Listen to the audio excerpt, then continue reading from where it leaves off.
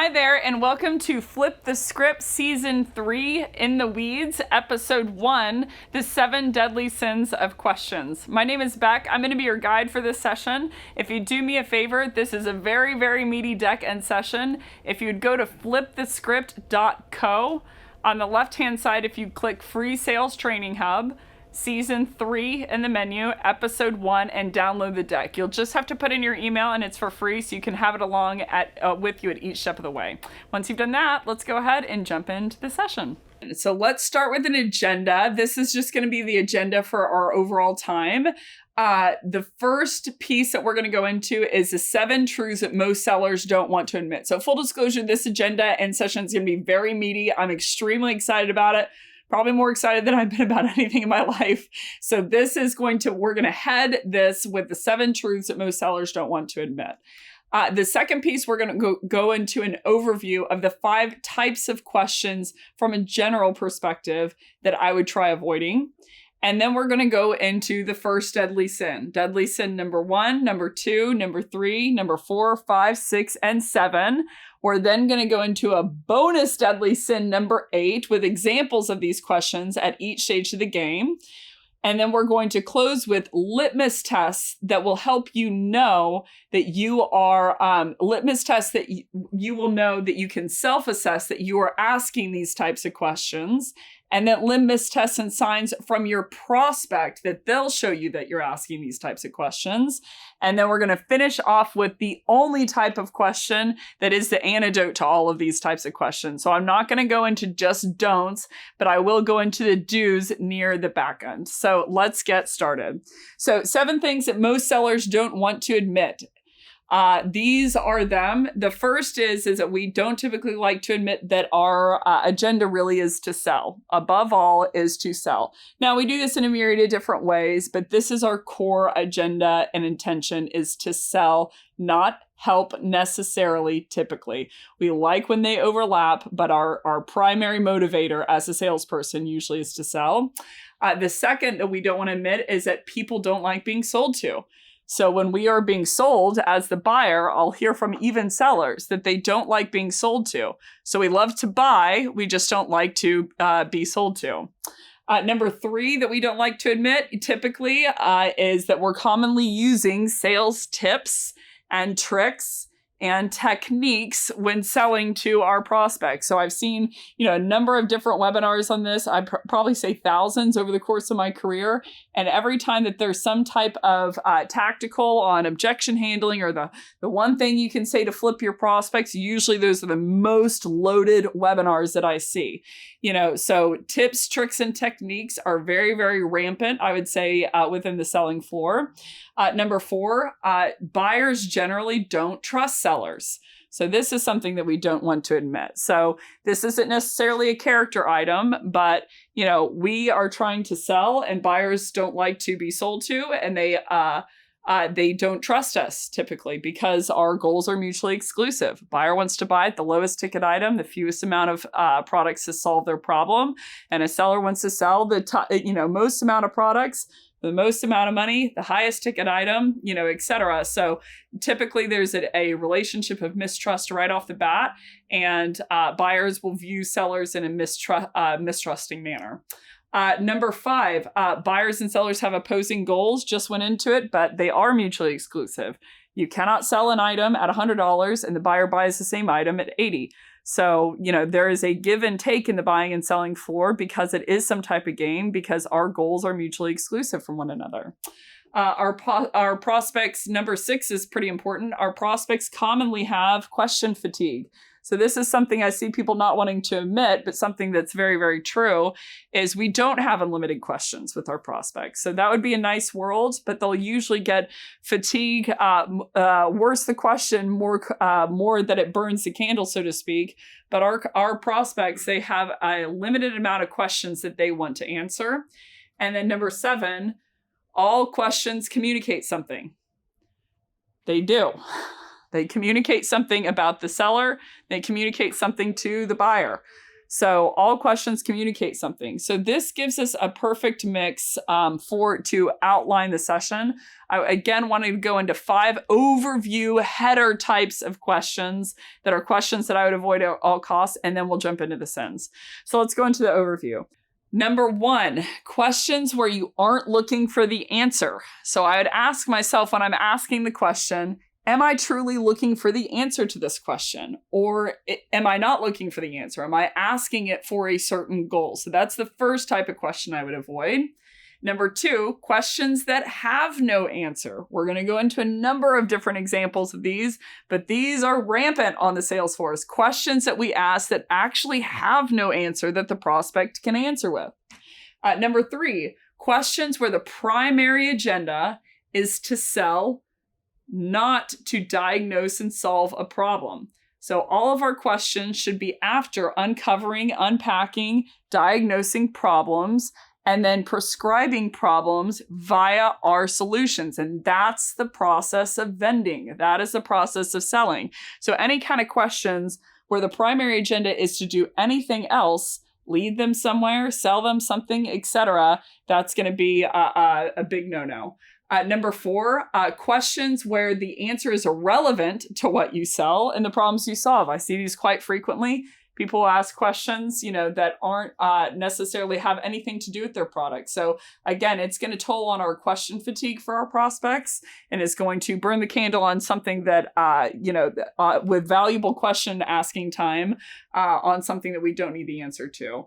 And then number 5, I hear this very, very frequently in content. Webinars where people are interviewing people and they'll say, let me ask you a question. And then there'll be like 8 minutes of speech. And the person on the back end makes their way around to the question. So questions that take 9 minutes to ask, or questions that are immediately followed up by a pitch. Like, let me ask you a question.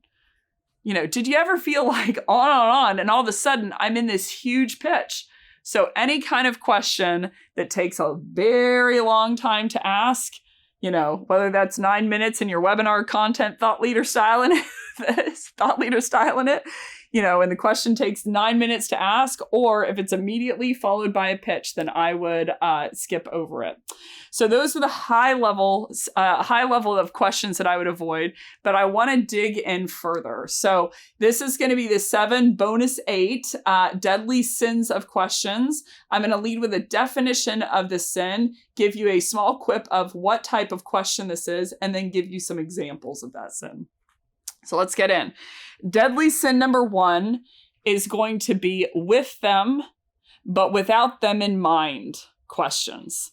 So these are questions that are leading questions where the prospect or the seller is ultimately trying to get the buyer to a desired outcome for the seller. So they're trying to lead them somewhere. So they're trying to get answers either in a specific way or a specific type of answer to lead them into a desired outcome for the seller. So this is going to be booking a meeting, buying a product, involving a decision maker, whatever the yes or the win is for the seller. Usually it's going to be the former 2. But these are typically some type of leading question that you're appearing to be walking along with them in your questions, but you actually don't have them in mind. You're just trying to drag them to a certain location. And the thing about our questions and the thing about our prospects is our prospects are smart. They can tell. They can feel this in the room, but this is the first deadly sin, and probably the one that I see the most within selling are going to be leading questions where I'm trying to lead them to an outcome that I have predestined in mind. So here's a number of different examples. I've got leading questions. So that's I'm trying to pull them to any kind of desired outcome or location. Stacking questions. These are questions, I would almost think of it like in a court of law, that I am asking questions in a way of like, if you say yes to this question and yes to this question and that yes to this question, then this has to be true logically. So you're stacking up questions in a way to get them to admit in the right answers so that the ultimate outcome, they should say, oh, I should enter into a sales cycle. Jenga questions are the exact same type of thing where you're stacking up and you're playing the game with your prospect prospect, within the sales floor. You're not after their answers, but you're essentially trying to get answers in a certain way to get them somewhere. Hyperbolic questions. This is a very, very big one. So hyperbolic questions are based on a hyperbole. So the biggest examples of this are, what if you could blank? What if you could be walking down the beach with your beach-ready body and the wind blowing through your hair? This is a great example of a question that has no answer. How's your prospect supposed to answer that? Genuinely. How are they supposed to answer that question? So, that'd be great. That's, I think, how we created those questions. And keep in mind, I have used these questions in the past. So I have been a proponent of these in the past till I start to see what I'm asking my prospect to emotionally go through. Like, what are they supposed to say? And is that going to give me any kind of information that I don't already have, that I need to have to diagnose a problem? The answer is no. I was trying to lead them somewhere, trying to, open a desired outcome for them. So what if you could? Imagine if you could. Would it be helpful if you could blank? I've heard this of like, imagine what that would do to your pipeline. And it's like, I don't know, man.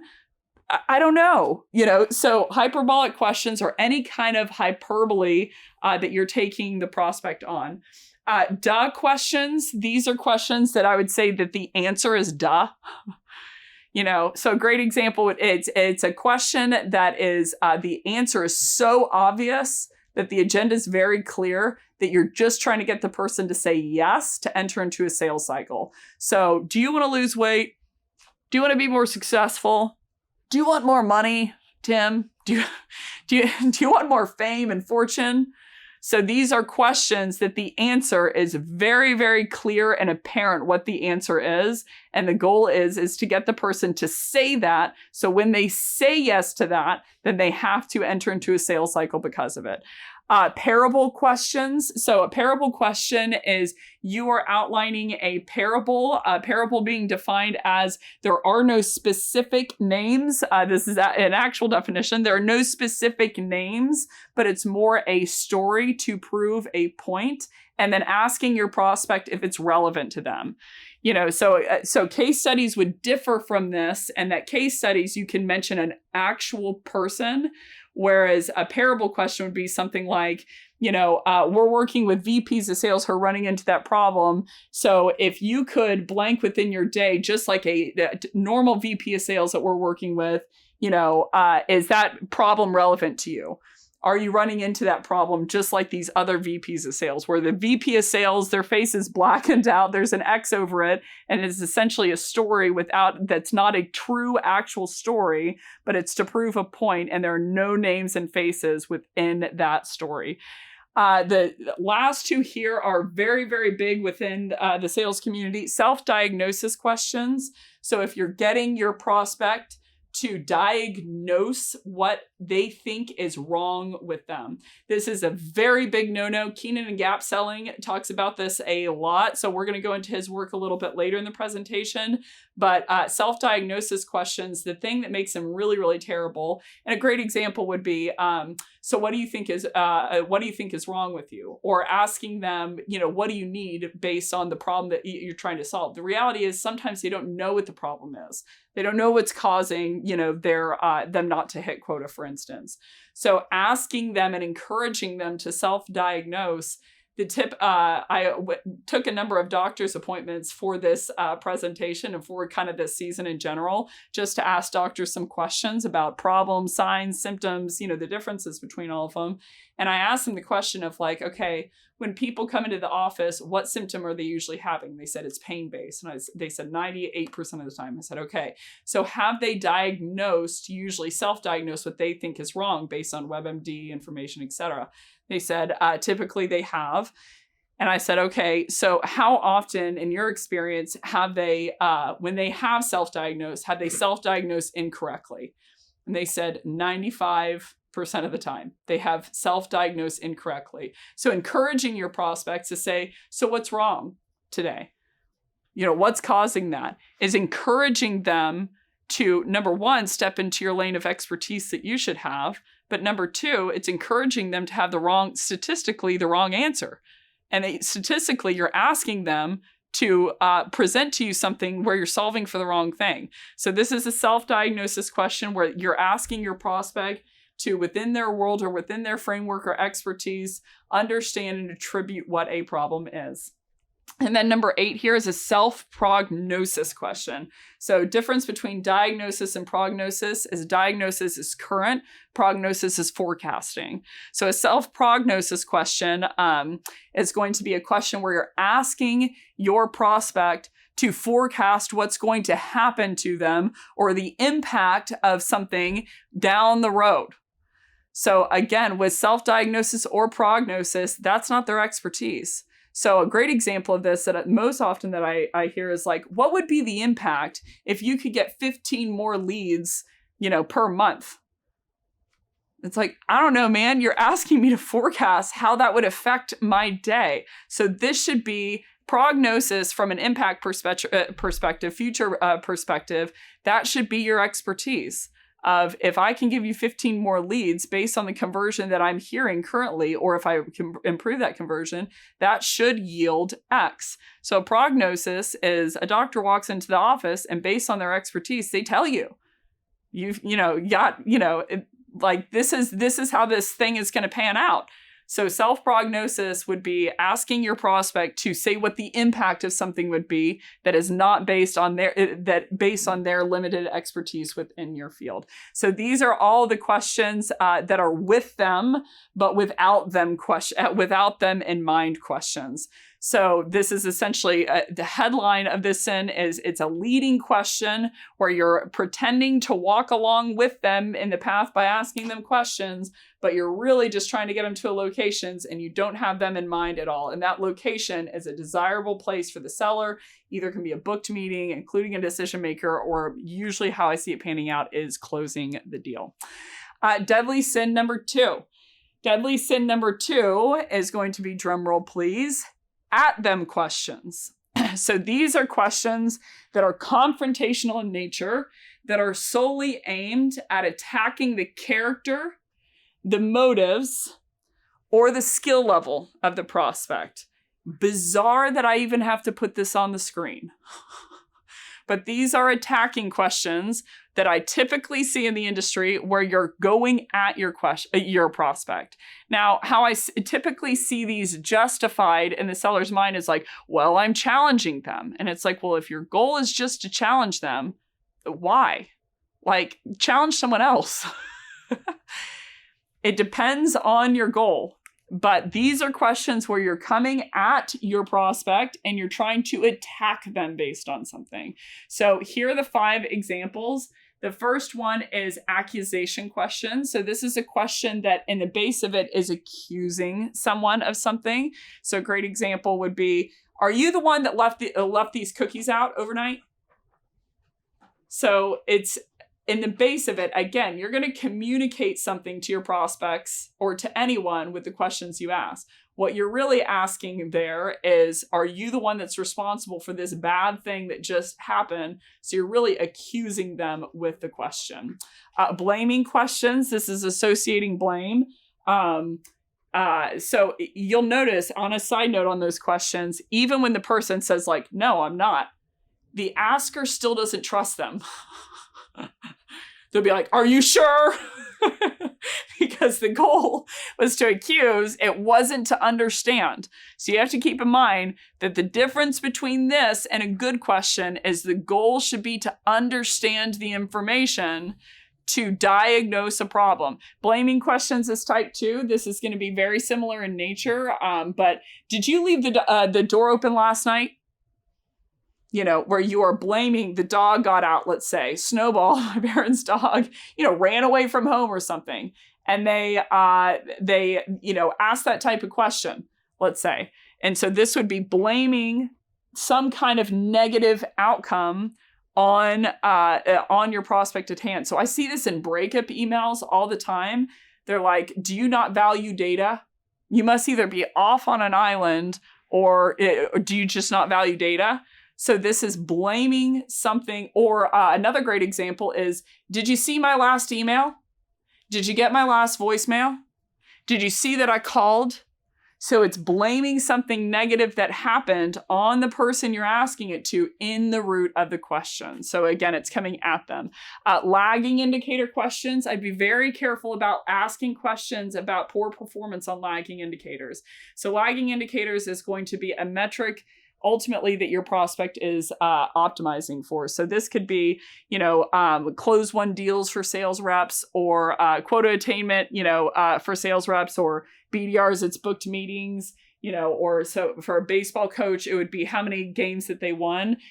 You want to be sensitive around these questions, because you have to realize when you're asking these questions, if you ask it in a way that you're building up for your prospect a profile that they mentally don't want to fit into, if like someone who's not performing, someone who, isn't hitting their quota, isn't helping their team, they're going to want to be less likely, or they're going to be less likely to open up to you with information.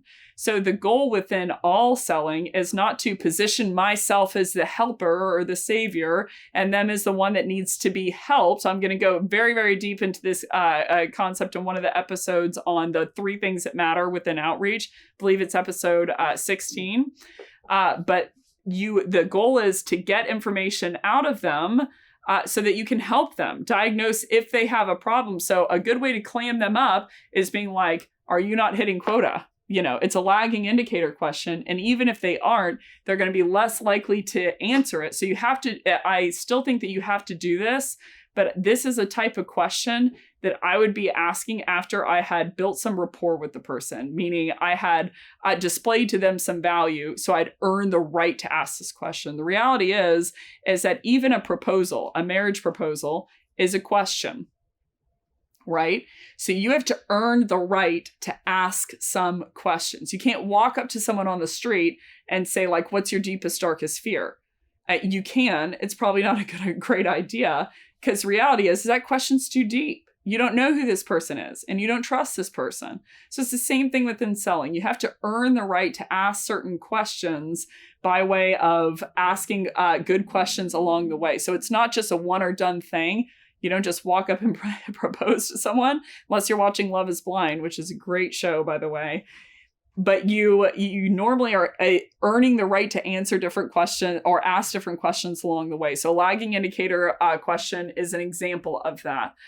Criticizing questions, same type of thing of, blaming or accusing, but with a different slant. In this type of question, you're trying to come at the prospect by criticizing them. So like a great example would be, are you really going to wear that to dinner? Are you really going to wear that to film this episode in? So this is the type of question where you're criticizing someone within the root of the question. And then the last one, I'm probably going to get some heat for this, is challenging questions. Again, I'm in a triple asterisk mark star underscore for every single person that's watching this, all 3 of you, that a challenging question, or when these questions become bad, a challenging question isn't necessarily bad. But it's when it's in tandem with the goal. If the goal is just to challenge them, because you like to challenge people, which I see happen extremely often within challenging questions, then it's a bad question. Your goal shouldn't be to challenge your prospects. Your goal should be to help your prospects, right? So challenging them is a part of that. However, if the end all be all motive is to challenge your prospects for whatever reason, no judgment, it's a bad question. You need to have your prospects' back and best interest always in mind, or you need to get into another profession, from my view, respectfully. You need to always have their back in mind. So a challenging question is a great example of a question that can be used effectively, but if it has the goal of just coming at them to challenge them, it can be negative. Deadly sin number 3. So deadly sin number 3 is going to be against them questions. So these are against them in the fact that you are essentially going against the grain of whatever your prospect inherently wants to achieve, their agenda, their motivation in the buying process, their positive profile of themselves, self-perception, their desired traits, or against them, ultimately, that you're trying to draw focus onto something other than the problem they're trying to solve. So big fat agenda, or a broad type of question, but you're essentially running counter to what your buyer either wants to achieve or is trying to solve, or you're running counter to a profile that they have built up of themselves. So I hear a lot with these questions before I go into them. People will say online, like, are we really being too sensitive? Shouldn't our prospects get over it? And I'm like, that's one way to look at it. But the other way to look at it is they shouldn't have to. They shouldn't have to emotionally and psychologically get over something to buy from you. Who do you think you are? The goal is to remove yourself out of the equation. They shouldn't buy because they like you. They shouldn't buy because they shouldn't have to buy despite you. You should not be a part of the equation. So, like, again, this is very, very deep material, but I'd say words matter. They really, really, really do. And if it helps your prospect, even if whatever, metaphorically, they shouldn't have to get over that, or they shouldn't think so highly of themselves or whatever, the reality is that you're damaging your chances from your prospect to open up to you. So do you want to be right? Do you want to be justified in that they shouldn't, need this level of TLC? Or do you want to have the ultimate outcome that your prospect does open up to you and you do see if it's a fit? So I have certainly been in both camps before, but I'd say, hopefully the older that I get, and I would pray the wiser that I get, I try to err towards the latter of I'm going to try and take out as many of these variables as possible. So these are against them in terms of the intention that they have, the outcome that they want, or the problem that they want to solve. So indicting questions are a great example of this. Questions that they're aware that whenever they answered them, that this would mean that they are responsible for something.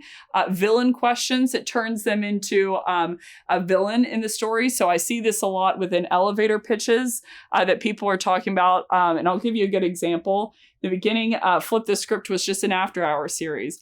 And I remember there was a landing page that went up and it said, I'll never forget this, Flip the Script. A series for SDRs and AEs, a prospecting series for SDRs and AEs who can never hit quota. And I'm like, oh my gosh, please take it down. You have to take it down. They're like, what's wrong with it? I'm like, what's wrong with it is to enter into that series, they would have to be a villain, someone who doesn't hit quota and basically doesn't care.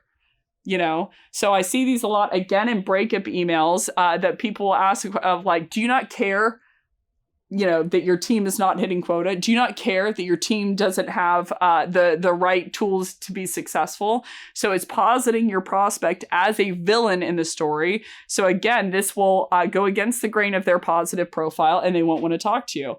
Values questions is number 3. This is where you're questioning the values of your prospect within the question. Is it not important to you that you're losing money? So you're going on down the typical benefit sale of like, you could save time or save money. And they're like, well, I don't have a problem with that. And they're like, do you not care that you're wasting money? And you're challenging their values of what they value. Great example of a question that's against them. Character questions. Do you not want to see your team succeed? That basically, let's say that your team is hitting quota, and I'm like, hey, the emails that I got from your reps are really, really bad. And I'm like, well, my team's at quota. And then you're like, do you not want to see your team succeed even more? Is that not is that not the type of leader that you want to be? You're challenging the character of the person at stake. So there's a term called argumentum ad hominem. And what that means is within the court of law, and this is illegal, you can't do this. It means you're traversing off of the point and you're attacking the character of the arguer. So this happens quite frequently in law and quite frequently in selling, where we're transitioning off of the actual point and we're transitioning to attacking or postulating the character of the person in the room. So I would stay off of their character. I would, if we're asking this kind of question, usually it's out of desperation that we can't get them there. So I would try to get them there by understanding based questions. Resolution questions. This is against them of like, have you done anything to solve the problem that you're having? Again, it's going to flush out. There's this story that I'm thinking of where essentially, I'm not going to mention where it is, but maybe some people will know where it is whenever I start describing it. Basically, there's this guy and he does something really, really incredible. And then a couple days later, he just gets rip-roaring drunk. And he has 2 daughters. And one of them basically covers it up that it happened, by walking backwards so that she doesn't see.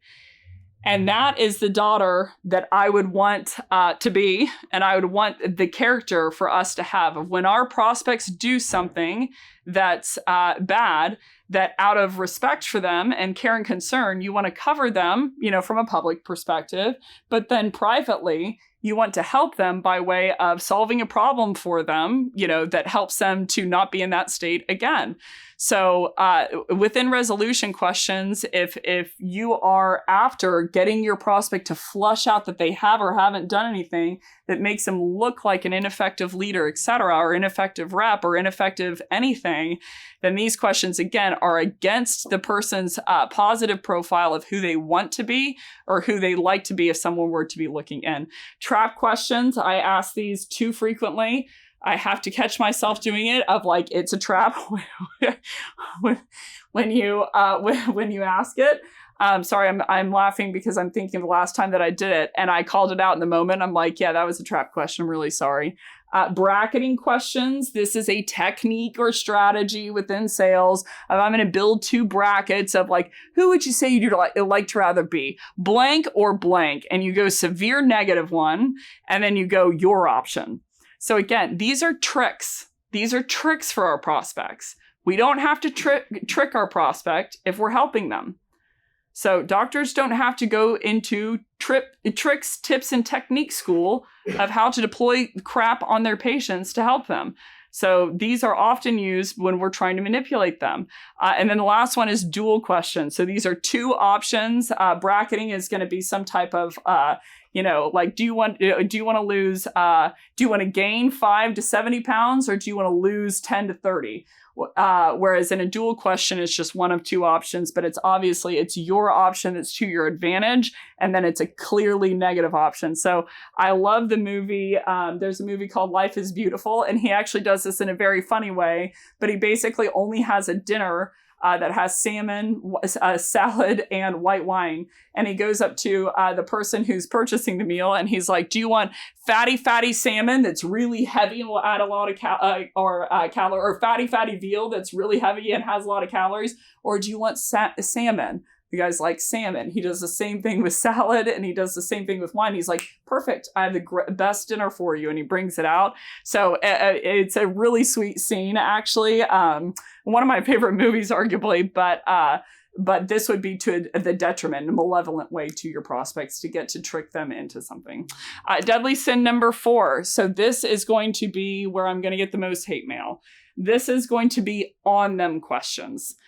This is a type of question where you're asking the prospect a question to deploy a technique on them, where you're trying to gather information that looks like you're trying to help them, but really you're just gathering that so you can pressure someone or manipulate someone into believing that they need your product. So this looks benign, but it's not benign. It's probably the biggest culprit in the industry that I've seen, because people will argue for a second that they are gathering the information to help their prospect. Really, what's marquee here is the aim and the motive. So if I'm gathering information at the primary goal to sell someone, so I gather this information to stack it up in a way to push them or manipulate them into giving me the information to sell them, ultimately sell them, then this is going to be a very severe sin. From my perspective, the most common and the most egregious sin. But if my goal is to gather that information to help them solve a problem, it's going to be about your focus. Is your focus truly to understand, to solve a problem, or is your goal to sell? You can only have one focus in that room. Now, you can have a secondary focus. So the secondary focus in this option is I want to help understand them, to diagnose their problems so that I can sell them so I can help them by way of selling my product. But it matters which one is your focus. Are you trying to help them or are you trying to sell them? You can only have one.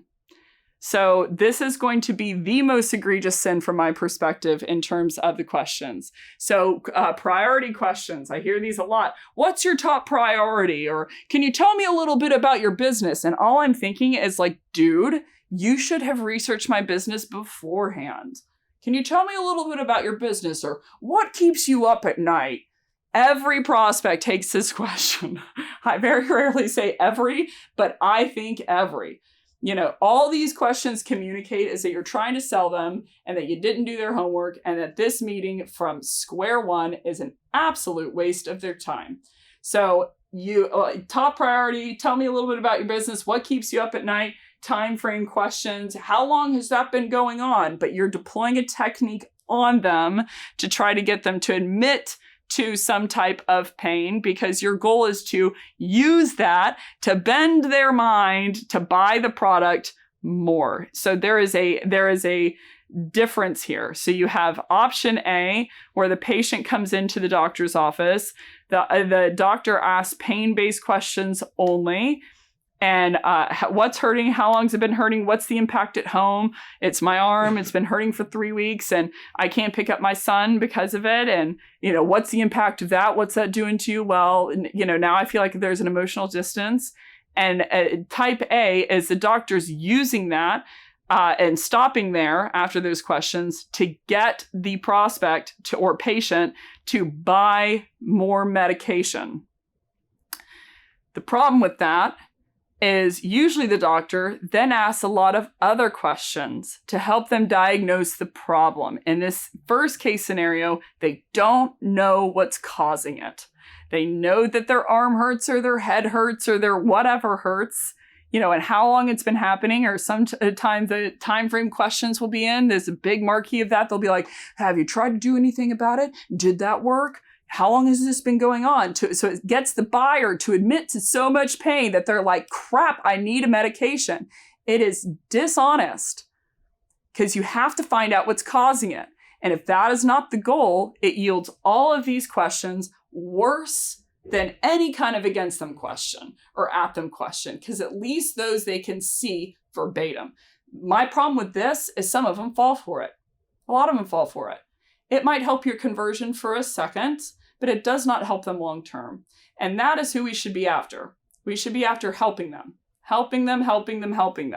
So the second type of question within this is going to be existence question. Again, you're going to see at the top of each one of these slides, these questions are sins only when they're asked standalone. You're asking so that you can manipulate their mindset. Does a pain exist? Does a problem exist? A self-assessed problem? Does a symptom exist or a need exist? What do you say you need today? Reality is even when they say they know what they need, usually they are incorrect statistically. They actually, based on the problem that they're trying to solve, they need something else, but they don't know that because your stuff is not their expertise. So we need to challenge that. The other piece here, if you're asking these only, is what about all the problems that they didn't know that they had? These are the most deadly conditions. But this is, does a pain, problem, need, or symptom exist? And it's, again, solely a goal to spike up those increased rates of conversion, which, by the way, solving problems does increase your conversion. So even if you're the kind of person, no judgment, genuinely, who wants to get a Ferrari and load it with cash and, like coast down the sunset, problem-centric selling is the way to do that effectively. So it's great. I don't love it that wasn't the goal from the get-go, but even if your goal is that, the same way to get there is by diagnosing and solving their problems. You'll have customers for life. that are coming back to you over and over again. Even if you get the deal across the line, one deal across the line with a pain-based sale, if you didn't find the problem, about an 85% chance that it's not going to be solved by whatever you just sold them. So they're not, well, let's talk about renewal. Let's talk about they move on to another company. A lot of my customers are former customers, meaning they bought something else from me years ago. And now they're like, oh, you're in sales training? Great, because of the rapport that was built. I haven't always been that seller. But thankfully, I've had enough, good trainers around me along the way, that I have increasingly become so. So point being, it is a long-term sale. Pain detail questions. The second type is detail questions. Pain detail questions, problem detail questions, symptom detail questions, need detail questions. All okay if you're after solving their problem and diagnosing their problem. All terrible things to do to your prospects and deploy that technique on them. It's not for their best interest. If you're just trying to drag that data out to manipulate their mindset, to get them to talk about that pain so much that they feel like they have to do something about this. I heard a quote one time by a very, very famous pain-based seller that said, sales is a Broadway play put on by a psychiatrist. And I thought, no, it's not. And if it is, it shouldn't be. Because a Broadway play is a performance where you're acting in a certain way. You don't need the buy-in of the audience. And it's to move the audience emotionally to feel a certain way. I'm like, even if, sales is not a Broadway play put on by a psychiatrist. And if it is, it makes sense why people think all the terrible things they do about sellers. So it should not be a play. It should not be one way. It should not be a performance. It should be a diagnostic session where you're understanding their problems, uncovering if they had problems they didn't even know that they had, and solving those problems by way of prescription. It's not only required that you have some type of details from your prospect that the audience gives in. That's the only thing there. That's the only thing within selling, is to understand them. So, and if it's put on by psychiatrists, it's even worse. You're just manipulating them. So again, all of these questions can be asked. It depends on your goal, from my view. And then the last type here is going to be impact questions, pain impact questions. How is that affecting you at home? Problem impact questions, symptom impact questions, need impact questions. All okay if we're trying to diagnose a problem and to help them. If we're trying to sell in our brain, then typically these questions are going to be stacked in a way that's just after getting them to admit an impact that they know about, which usually they don't know about the lion's share of impacts. That's your expertise as a seller. I digress on this whole thing, but I hope you can feel the heat, and the heat is for you. The heat is for you in terms of a seller. We have got a chance to turn this entire thing around. Archimedes once said, "You give me a lever long enough and a fulcrum of which to place it, and I can move the world." We can change this thing, but how we change it is by having our buyers' backs and by solving problems for them. And that being our intention, not shoving product down their throat.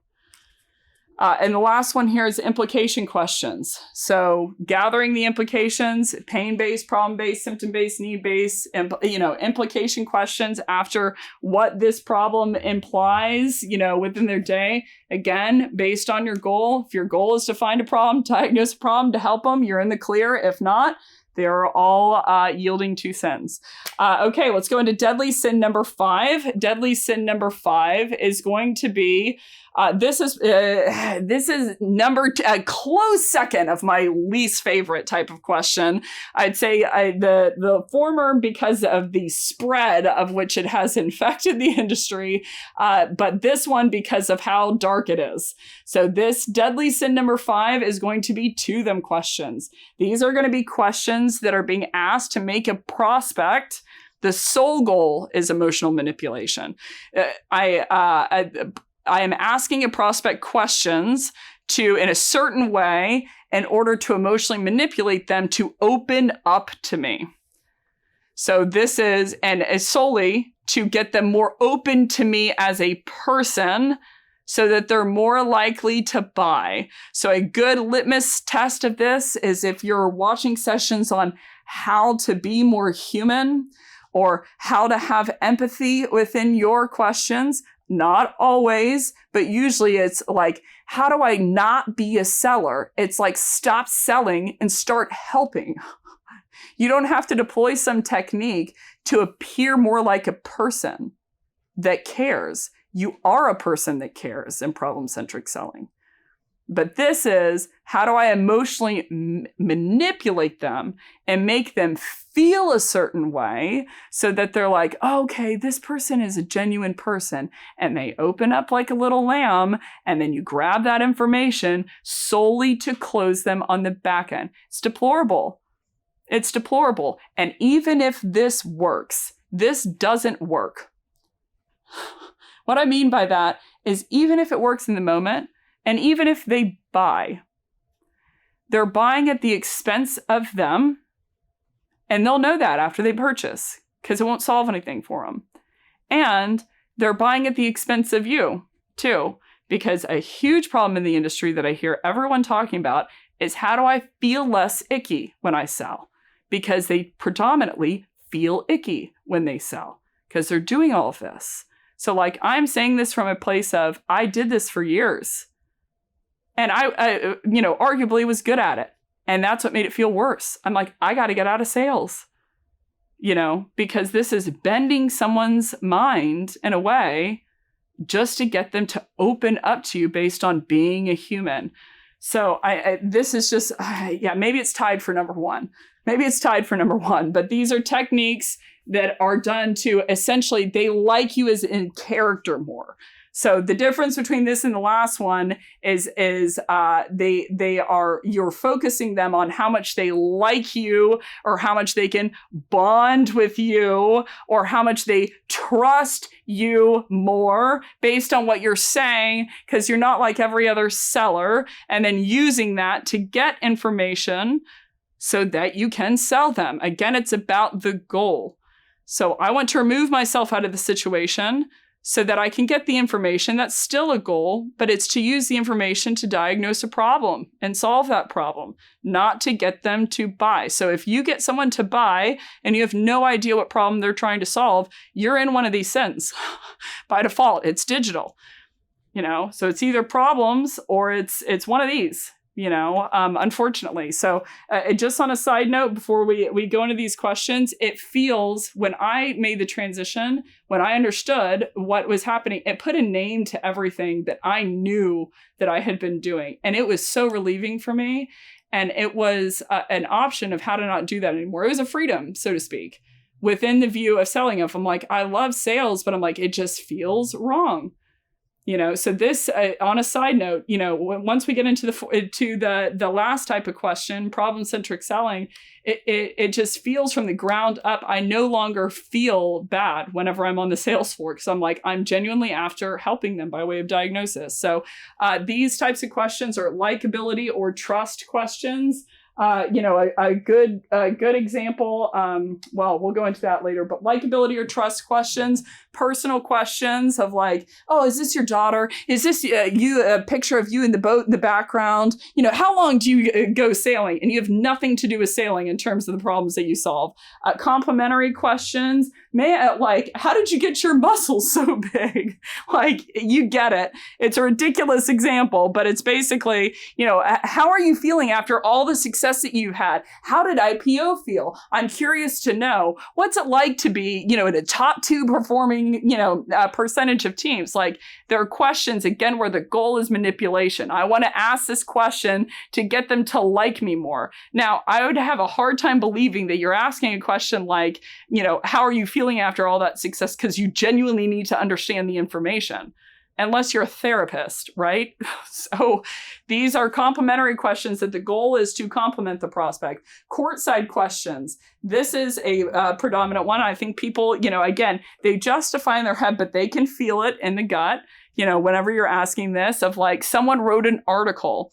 And what I mean by courtside is they just won the game and you're like, what did it feel like? What was going through your head whenever you hit that, 3-pointer buzzer beater? What was going through your mind whenever you threw that last throw? And they're like, oh no, like I was thinking that it's all about, my mom thinks my mom, blah, blah, blah. But you're asking them questions, interviewing them about the content or the success that they've, the content that they've published or success that they've had. I've seen this a lot within personalization where people go into asking them questions about the article. And I'm like, wait, time out. And they're like, they come to me and they say, Becc, how do I then transition this onto what I want? And I'm like, you're hosed. You can't.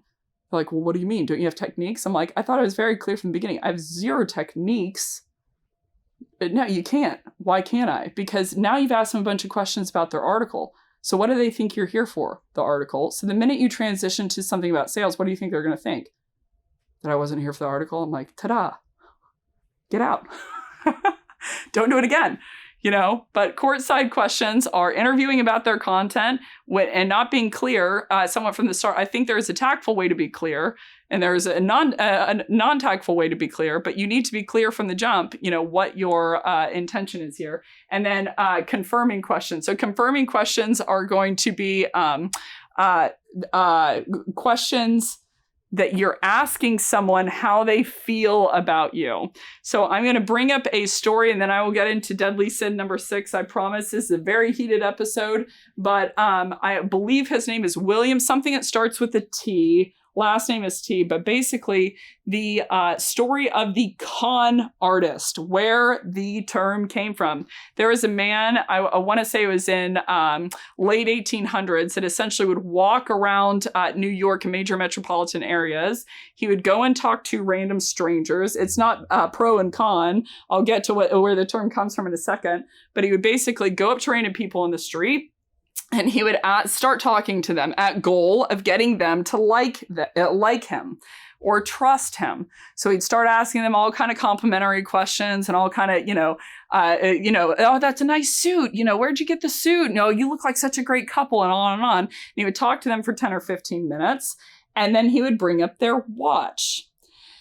And after he had gotten them to trust him, he would look at their watch and he would say, hey, do you mind? This is a, nuts question. Can I borrow that watch?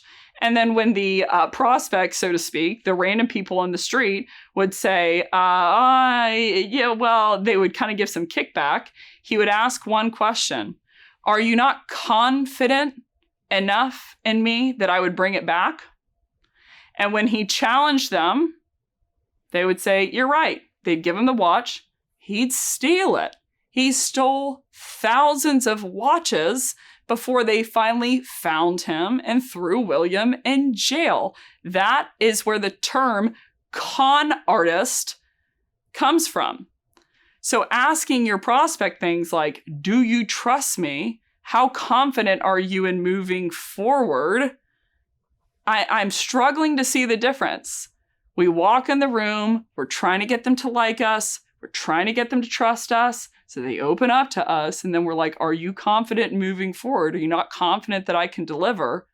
It's the same thing. We're the modern con artist in this case scenario.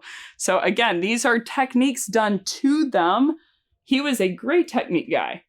So good that they had to catch him because he was going old school viral. People were talking about him. Everyone lost their watch to him because he was so effective at it. But he belonged in jail. So confirming questions are a great example of this. How confident are you in moving forward? Okay, so this is the second type of Deadly Sin number 5. This is, again, a technique done to them to get them to open up or to some desired outcome. The first type in here is a begin, and these are only sins when it's aimed at manipulation to get them to buy more. Only sins then. A begin-end question where you begin your question and then you end your question a couple of words later so that you can pretend like you were going to answer the question. Again, any kind of acting-based question that you have to rehearse and act in that way, it's a very, very likely candidate that it's a sin. So you're beginning your question of like, they are beginning your answer and then you end your answer and ask a counter question. So if they say like, hey, Beck, what do you do at Flip the Script? And I'm like, so we over here at Flip the Script, well, before I go into that, why do you ask? It's a begin-end question that's a technique on them to get them to open up so you can manipulate and bend their mindset. Reversing questions, same thing. Again, I'm going to triple, quadruple, quintuple asterisk mark here that these are commonly known techniques, very commonly known techniques. Not bad if you're after solving their problems, only bad when you're aimed at manipulating them to get them to open up so that you can sell them more, not solve their problems and help them. So, and sometimes they'll overlap. Every blind squirrel once in a while finds a nut that you accidentally solved their problem or they solved the problem themselves. But our goal as seller, our value as sellers is this. There's a statistic that says 87% of people would rather self-serve, whether that's for an enterprise software solution or a stick of gum, because they don't want the seller in the room, because this is what the seller does to them. And there's no value there. There is a great opportunity, though, to add value, by asking understanding-based questions. So reversing questions, probing questions where the goal is to manipulate and to probe into something, provoking questions where I'm trying to provoke them to have a type of response or to think something internally just to manipulate them, to get them to buy more of my stuff. Definition questions, getting them to define something, again, hinged on the goal. The goal is manipulation. Wah, wah. The goal is helping them. Thumbs up. Validating questions. So a great example of this would you say that's fair? Would you say that sounds about right? Is this relevant to you? So again, this is a validating question where you're not really after. I'm going to ask at the hinge of each one of these whenever I get fiery emails in the back, sent because of this session, which I'm not excited about, but I'm ready for. To be fair, I'm not excited about challenging someone, but I think it is necessary in some cases. For example, but the validating questions, a good marker to think is, again, I'm going to bring you back to the overview. Did I ask that question because I wanted to understand the information to help them solve a problem? Why would I ask a question like, would you say that's fair? I don't need to understand that information. I'm just looking to make sure I got buy-in so I can sprint through to the close. So validating questions and then paying questions, again, stand alone. You ask what hurts? How long has that hurt? Have they tried to do something about it? Did that work solely at goal of getting them to feel like, oh, shoot, it hurts and there's a huge impact. So I gotta buy when they don't know what problem, the doctor, so to speak, we haven't diagnose what is the problem that's causing it. All right, so now we are at deadly sin number 6. This one's gonna be a little greener territory, so to speak, that we're in a little easier, breezier, non-disruptive territory now. So these are from them questions, and these are questions that you're asking to gather a piece of information from the prospective buyer. But when you're gathering that piece of information, it's at the expense of the buyer or the buyer's journey. So it's mutually exclusive. So cornering questions, qualifying questions are going to be big here. So I see these asked all the time, like, do you have budget? Do you have the 40? Do you have need? Do you have timeline? I did a whole episode in this season on why BANT is the 4-letter word for sales, but essentially where you're qualifying them, you're asking them questions at the expense of the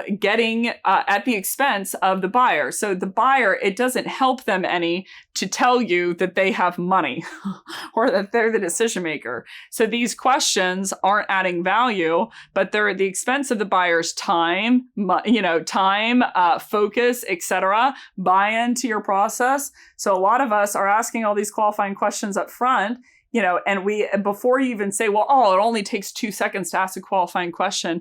It doesn't. Because usually, instead of just getting your buyer to go straight on the calendar, which I'm doing an episode within BANT on the 7-step inbound process to drive 70% more conversion. And the reason that I got 70% more conversion on average is because I found a way to get to these answers without having to schedule an extra meeting with an SDR at the front and, bury them in person with these questions. So point being, it is impacting your conversion statistically.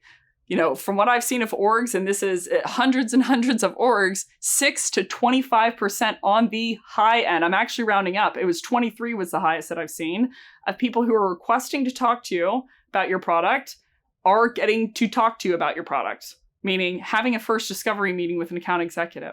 Let's argue for a second. I'll be generous. It's my birthday today, so I'll be generous on myself and others and say that 35% were truly unqualified. That means that you are, best case scenario, typically, churning 40% of people that want to talk to you about your product that don't get to talk to you about your product.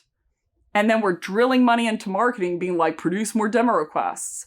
And then we're drilling money into outbound, being like, hey, go find these fish, even though that has historically a much lower conversion rate, from a sales piece. And the reason we're doing it is we want to ask them these awful, awful questions.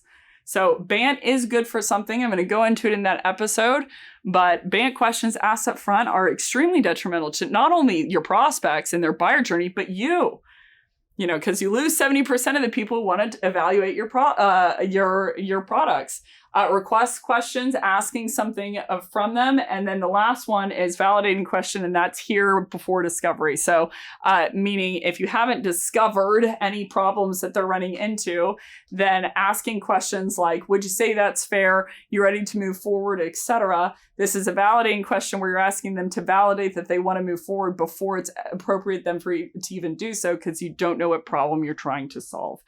Deadly sin number 7, siete, is going to be above them questions. So above them questions, these are a kind of a niche question that I see asked extremely frequently. These are questions that are being asked in a certain manner that puts the prospect in a subservient position to the seller, or the seller in a position of authority over the potential buyer.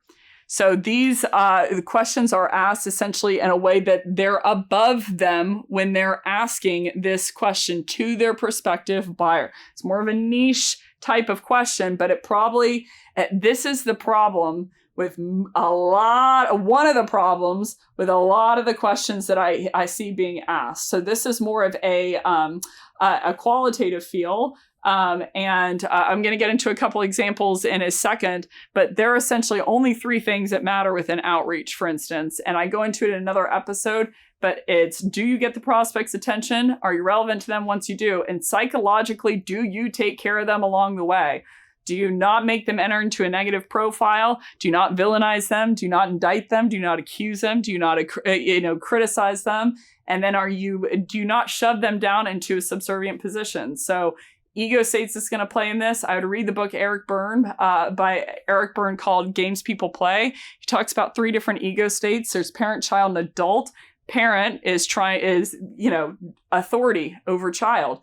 And so child feels disempowered, best case scenario, or rebels. This is what it makes your prospects do, by way of not only is it icky, or it feels not so great to your buyer, but they're going to rebel against whatever you want or whatever you don't want because of it. So these are questions where you are coming in as an authority and you're trying to establish your rule of authority by way of making them feel smaller and you higher within the food chain.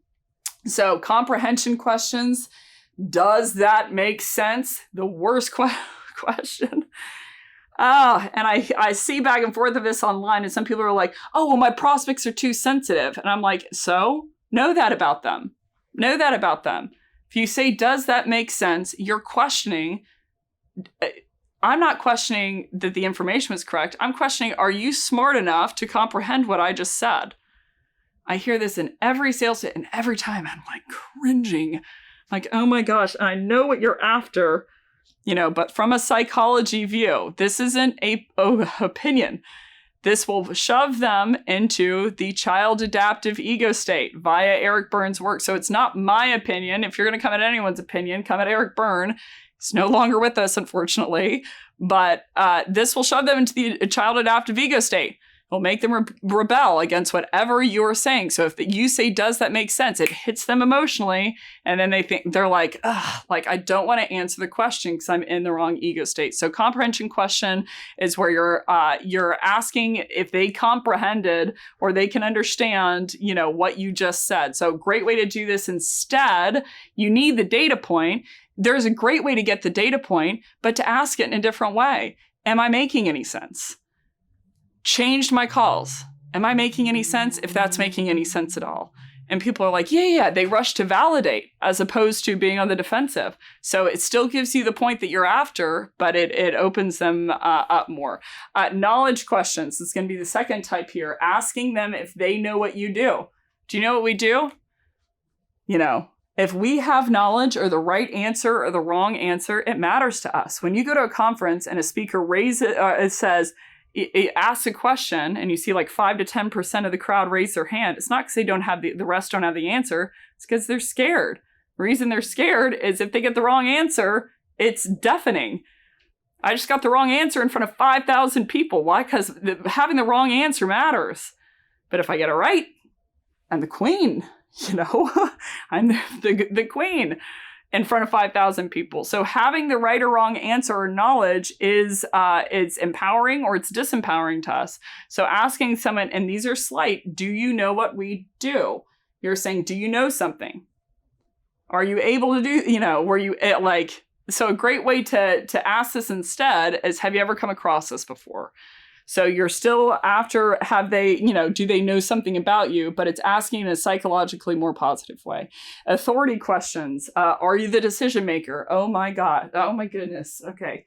Yeah. Don't ask them that. I'm like commanding. Everyone's like, I'm going to ask it. Screw her.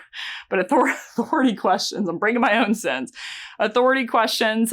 These are asking them if they are the decision maker. If you ask them this, from a psychology view, and they are the decision maker, they'll be thinking, yeah, but so what? Would you not talk to me if I wasn't? And if you ask them that and they aren't, you just disempowered the only person that you are talking to at the organization. So general rule of thumb, doesn't matter if it's an intern, if it's a VP, if it's an individual contributor, if it's a janitor, treat them with respect. Treat them with respect. So asking someone if they're the decision maker is a very big psychological no-no. Accountability questions, we're infusing accountability, negative accountability to the person in front of you. Did you see my last email? Did you not get my last call? Did you not see that X, Y, and Z? But this is infusing by way of a message of accountability where you're over them. This is what an authority could ask. Did you get that done on time? That's what an authority can ask. On someone beneath them. And then victim questions. So this is ones that makes them, victimizing questions. They are questions that make me the victim as the seller and then the villain as the prospective buyer. So, a great example, and again, this is going to be a lot in breakup emails, essentially of, did you not need data, or did you not see my last call? But you're essentially making them the villain because they're the person that's the bad guy or gal who didn't respond to your email within the breakup email because they're just a bad person. You did everything that you could, but they're the bad person who wouldn't respond. So we're going to go into deadly sin number 8, and then we're going to go into the type of question that you can, that would be the most effective. Deadly sin number 8 is going to be before them questions. I'm going to be pretty brief here. These are questions that you're asking your buyer to put pressure on them to buy, where you're prematurely trying to get them to move forward in the sales cycle. So these are known as closing questions, but you're going before them, that you're trying to pull them into a close near the end of the sales cycle. And this is bonus deadly sin number 8. So I'm going to be pretty quick here. Cementing questions. So a great example, if we were able to do that, would you be open to move forward? Hesitation questions. I hear this a lot in interview. What reservations do you have in moving forward? Usually if I hear someone asking this, I'm like, typically, I'm not going to claim causation, but I do have a lot of reservations when someone is asking this. How quickly would you be able to move forward? This is, a timeline question where you're essentially, again, no value to your buyer. This is only value to me, but I'm trying to rush the close. And then assumptive close questions. I hear these all the time. These are bad. Assumptive close, of like looking forward to working with you. They're very slight. But if I have not closed the deal, I sign every email. When I'm sending over contracts, my clients are probably watching. And they're like, she does. I'm like, looking forward to potentially working with you, to potentially meeting the team, because the deal's not closed yet. So I'm not going to assume it is, because when I assume it is and I pull this way, they retreat that way. So assumptive close questions. When could we hypothetically get, when could we get the managers trained? When would you like to start? It's like, well, when the contract is finished and I've decided on you. So the quickest way to make someone question whether they want to do something with you is to assumptive close it. They'll start digging in their heels from a psychology view. I say go to the right, you go to the left. I say go to the left, you go to the right, vice versa. So these are the closing questions where you're leading before them. So I'm going to litmus signs that you can self-assess, litmus signs that your prospect will give you, that you're asking these questions. Then we're going to close out with the last type of question. So if you need to take a break, stretch your legs, totes understand. This is a long session, probably one of the most important from my perspective, or one of the most important topics. But litmus tests that you can self-assess for that you are, in fact, asking these questions. So first one, when your prospect is talking, when you ask a question, if your prospect's talking and you're busy thinking of your next question, it's a sign that you are asking one of these SIN questions. You're leading them somewhere, because the reason why you're thinking of a next question is their answer doesn't dictate your next question. The meat of their answer, of their response, doesn't dictate your next question. So you can go ahead and think of your next question because you don't need to understand the information that they're giving you. So you ask the question even though you don't need to understand it. Number two, if your prospects answer and you quickly forget what their answer was, it's a good sign that you were thinking of something else, meaning the dollar signs in your bank account whenever they were going to close. If your questions are quickly followed by a pitch, can I ask you a quick question? And then you add, it's never a quick question, Karen. It's never a quick question. It's multi-paragraph email, but anywho, you ask a question and then you pitch afterwards. If you ask a question at the top of your email, can you tell me what you're doing about X? And then you're like, we overhear it, blank, do blank. It's because you didn't need the answer to the question to pitch, right? So again, it's a question you don't need the answer to. If you ask, this is a fourth one, litmus test. When you ask the question and then you take a look back at the question, you're like, I didn't ask a question. I really just kind of went on a rant. So again, the reason I know these sins is I have done all of them. Done all of them millions of times. And, I would almost earmuffs to any new SDRs or sales rep millions of times. And so I know firsthand what these can do to your prospect. But if you ask a question, you realize afterwards, you're like, oh, shoot, that wasn't, I didn't even ask a question. I said I was going to, and then I didn't. And then number 5, you take 9 minutes to ask a question. So we covered that earlier, but if you have the 9-minute question, probably wasn't a question. Litmus tests and signs that will come from your prospects that you were asking these questions. Prospects often give you objections. Objections, the root of the term is someone's trying to close you. They're going on the offensive. And what the offensive is they're trying to sell you. You notice it and you throw an object up in their way to slow you down.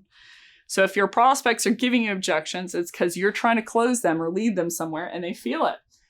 So often, I would say specifically shallow objections. So if you're getting objections often, if prospects won't give you information about themselves, it means they don't trust you yet. They won't open up to you yet because they can feel you're asking questions in a leading way. Again, we communicate something with every question that we ask. Prospects often give you short answers. How was school? Good. You ask a question of like, does this resonate with you? And they're like, yes, no. Short answers because they don't want to open up to you. They see you as a seller because the questions that you asked, it's not their fault. You find out information. Oh yeah, 4 is a big one. You find out information in a group meeting. that you didn't know and was pretty important. They didn't give it to you beforehand. Why? They didn't have your back. Why? You don't have theirs. They respond. Your prospects respond and react to who you are. So when you don't have their back, they don't have yours. They're not going to help you out with this information. A lot of the deals where I know that we have a mutual relationship of trust is the ones where, like, not even near the end, like near the beginning, they're like, yeah, we're evaluating all these competitors. This is what they're saying. This is what they're doing. Because we're on a team. Because even if the answer is not me, which in a lot of cases it's not, I'll tell them that. Why? I'm team them. I'm not team me. I'm team them. Me when it is for them. You know, when I'm the right, from my perspective, when I'm the correct answer for the problem they're trying to solve, but I'm truly team them. And I have to give kudos. We're going to go into his work, but there's been several times, and it's been jarring to me, where I watch Keenan's team over at Gap Selling, you know, and they're like, we're not a fit. And I'm like, damn. And they mean it. You know, they're like, I don't think we're your best option. And they tell the genuine truth. It's not even truth, like they're not lying, like they have your back. And that's mutually exclusive with them making money. Watching that is a really special thing. A really special thing. And it's a very rare thing in my experience, you know, to see someone who tells you when they're not the right answer.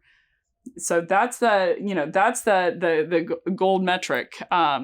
But if your prospects, so you're finding out information in the meeting, a good sign that you're asking the former sins type of questions. And the last one is the prospect won't let you engage with other stakeholders. They want to, you know, put you over here, quarantine you over here because they don't trust you. So, you know, this is all going to be a scale. It's not someone trusts you or they don't. It's not digital. You know, and all things, like most things in life, it's some type of scale. So this is a good litmus sign that they don't trust you if they won't let you even reach out to someone other in the organization. So we're going to finish off with for them questions, the only type of questions that will help your buyer. These are for them questions. So this is the golden question. These are questions that are asked in order to help the prospect by way of solving a problem for them, diagnosing a root cause for them, prognosing an unknown negative impact for them that they did not know, identifying a problem for them, or any kind of negative instance that's deleterious for your prospect. So the aim of these questions is to help them. That's what's golden about them. It's to help them by equipping them with information that they did not know or weren't considering. The only time you can add value as a salesperson is by helping them know things that they didn't know beforehand. Otherwise, why go to the meeting? Why go to the meeting? Usually they're showing up for pricing because that's the only thing they did not know. And that's the only thing that you offer them as a salesperson. And you choke it back because there are no other things that they didn't know, you know, beforehand. So this is, I'm really after uncovering information for them that they didn't know. So help your prospects by way of uncovering things they didn't know or they weren't considering. I mentioned him earlier. I cannot say enough nice words, kind things about the man behind me on the screen. So this is Keenan. So everyone say hi, Keenan. He is author of a book called Gap Selling, and what Keenan did was truly, truly profound and groundbreaking within the sales world. So I don't think that it gets enough play for the gravity of the idea that he had and the how solid the concept is. But essentially what Keenan did is he came up with problem-centric selling. He's known as the father of problem-centric selling. So what he understood that no one else has understood to date is that people buy based on problems. So pain was just a part of the equation, but you want to use that data to understand what problems they are running into that you can solve for. So truly groundbreaking stuff. And I say that with the utmost respect and admiration for what he and his team have been able to accomplish. But I would pick up the book Gap Selling. Great book, really, really fun read. And he goes into problem-centric selling and kind of the depths of it within that based on technical problems, business impacts, and root causes. So I would definitely check that book out. This portion of the presentation is going to be based on his work. He was kind enough to let me kind of take a run at it and inspired by his work. So this is really my slant of the work that he did with problem-centric selling. So the 4 ways that you can help your buyer are, number 1, by helping them diagnose a root cause. So this is a root cause for a problem that they already knew that they had. They came in with a problem and you can diagnose the root cause for them because they don't know that. Number 2, helping them diagnose a problem that they do know that they have. Diagnosing a problem that they didn't know that they have. So option 1 is they knew they had a problem, their arm hurt or their head hurts, but they didn't know why. So you're helping them by equipping them with why. Number 2 is you're helping them understand. Diagnose means to establish the nature of, that they do have a problem or condition that they didn't know that they had. So this is really where you can win rapport with your buyer, is by helping them uncover that they had a condition or a problem that they didn't know that they have. Usually these are the most deadly types of problems to organizations because they let them keep going because there's no pain-based symptom. Number 3, helping them prognose an impact. And what I mean by that is forecast an impact that they didn't know would happen to them, that will happen to them based on what you're hearing. And then the last one here is prescribing a solution to solve your prospect's problem. So for them questions, if you go into the written hub on the Flip the Script website and download the 7 steps to an electrifying cold call, here are all the different types of questions that you can ask. But these are questions around situational current state, symptoms, problems, signs, impacts, conditional future. But these are all for them questions where you're, again, trying to diagnose the root cause of a problem that they didn't know they have. Diagnose a problem, meaning establishing they have a problem that they didn't know that they have, or help prescribing a solution or prognosing an impact that they didn't know would happen to them as a result. So here's all the types of questions that you can ask underneath that. But if you go into symptoms, pains, signs, and problems, which is another episode within this season, I go very, very deep into the differences between those. So to do any of the above, meaning diagnose a problem or establish a root cause or establish some type of impact that they didn't know they have, you need to ask a myriad of different questions. And I wanted to go into the questions that are available under the for them question bracket, and then we can close out for the day. So the current state is a concept that, again, Keenan within Gap Selling talks about all the time. He established this, but the current state is their current way of doing things. How are they currently operating as a business? And he goes into what he calls physical and literal questions, which are questions about their current state that will help give you the ammunition, maybe ammunition's a bad word, but the details and facts, objective facts about the business to help you diagnose and understand what the problem is. So I wanted to go into the different types of these and then we can close out. But first, I want to go into a bit of a definition. So I have these broken down into persona, purview, department, and company. And what I mean by that is facts and objective data that affect the persona that you're talking to, or the persona that you're talking to, their department or their team. Purview department is facts and objective data between the persona and an adjacent department that affects both of them jointly. And then the last one here is going to be company. So the persona's company and facts about that company that will help you diagnose a problem. So let's jump in here. I got about 10 minutes left, guys, so don't worry. If you're still going with me, I'm very impressed. Thank you for sticking in here. So the first 3 types of questions are tools, process, and strategy questions. So again, for tools, these are tools that the persona has, their team has, or their department has, and questions around that. What I mean by that is tech stack, things that are supporting them from a tool perspective, but what are the tools that they have?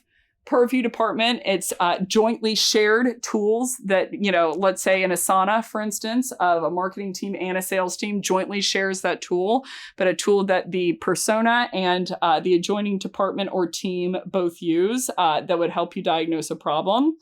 And then company is going to be any kind of tools that the company use. So for Flip the Script, for an example, I would want to know, do they have a sales engagement tool, on their SDR team to help them, deliver their different outreach?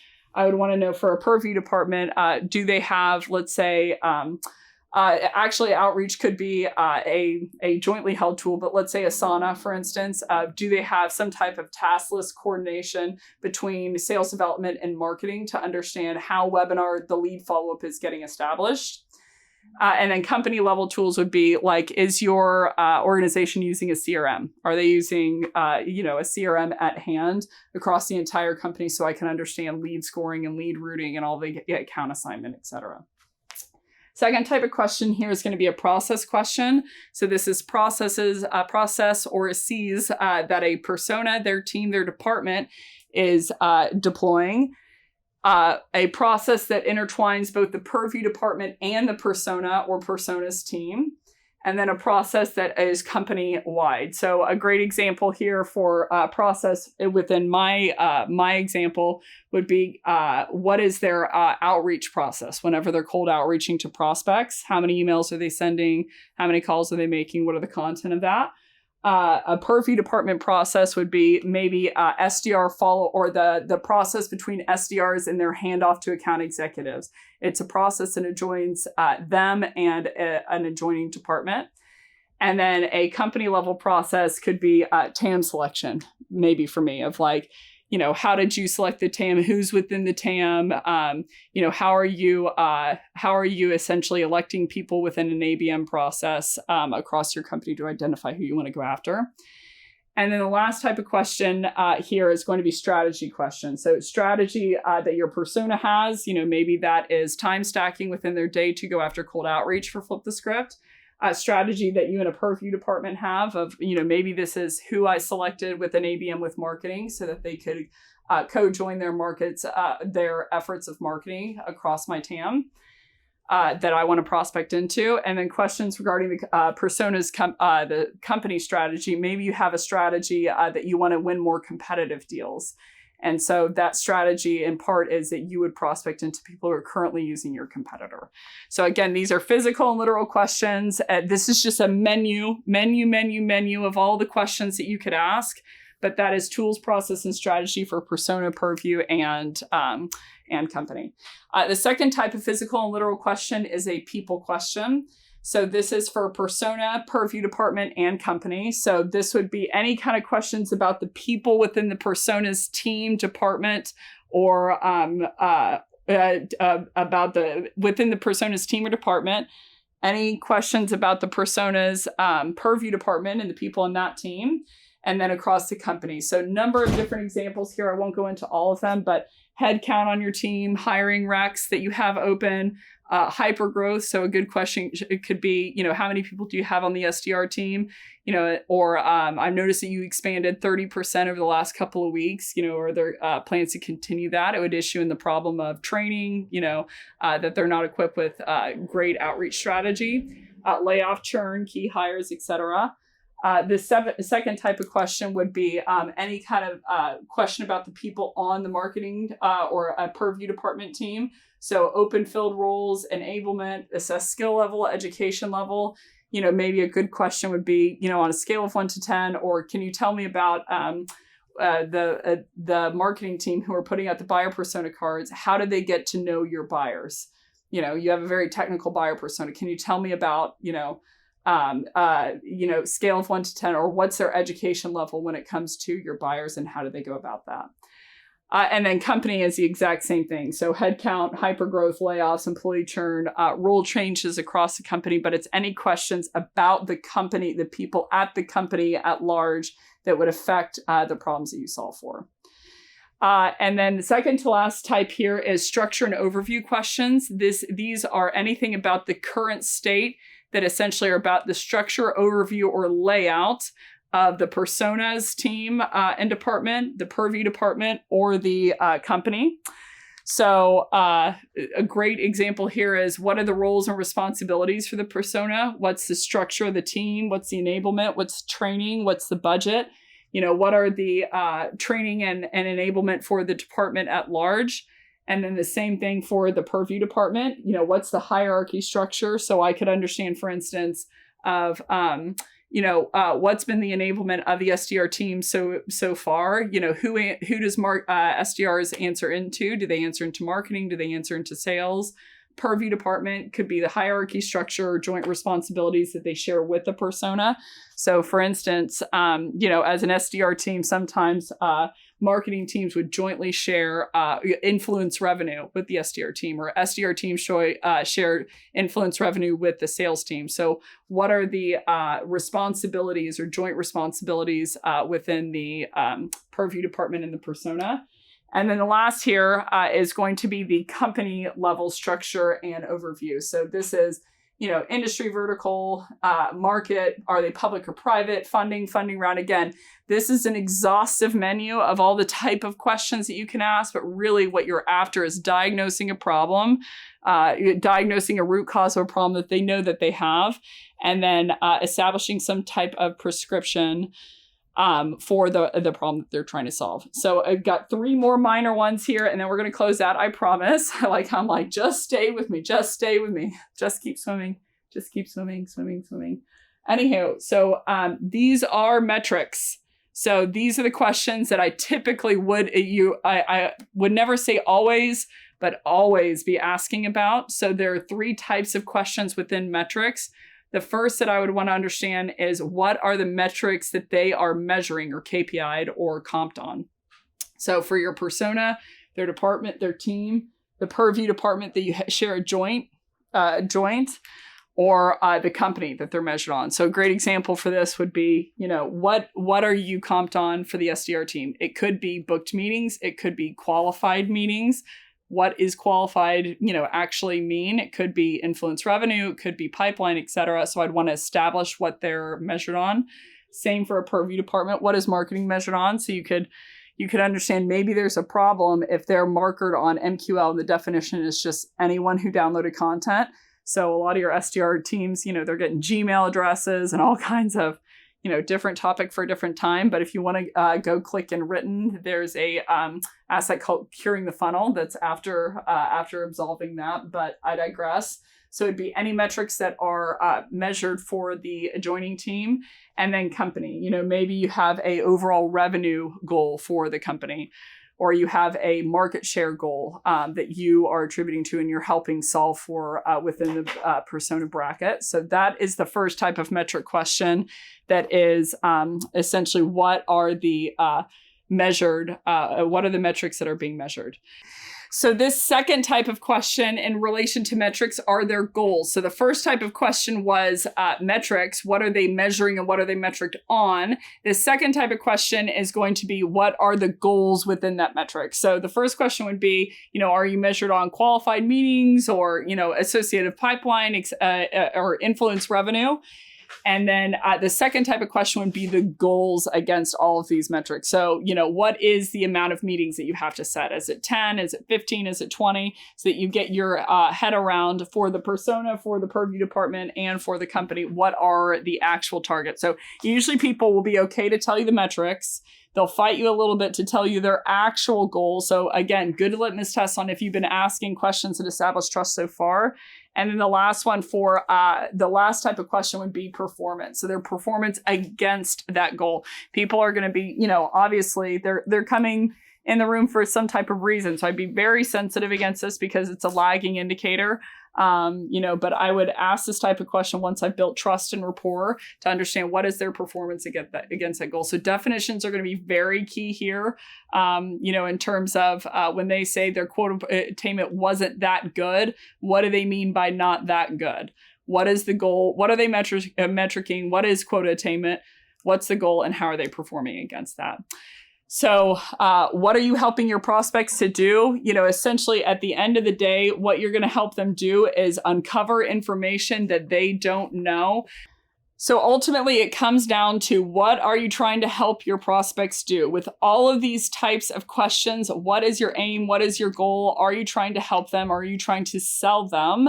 And the thing that you're trying to help them do, I hope that I've been somewhat clear, within this session is you're trying to uncover things that they don't know, either to help them diagnose a root cause, to diagnose a problem that they didn't know that they have, prescribe a solution, and prognose some type of impact that they weren't aware of. So that's how you truly help them, is by doing one of those 4.